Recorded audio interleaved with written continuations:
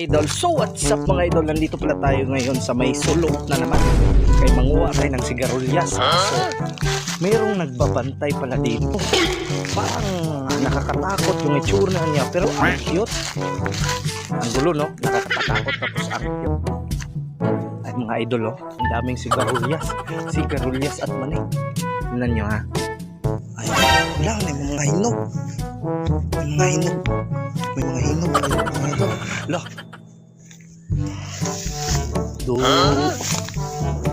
Wag do ha. Wag do. Ay, mga hinog na yun mga idol. Pag medyo pula-pula na siya, hinog na yan.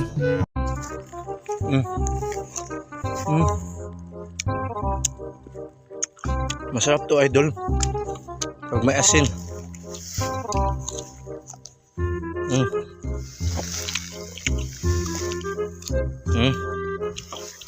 Sarap. Tayo dun.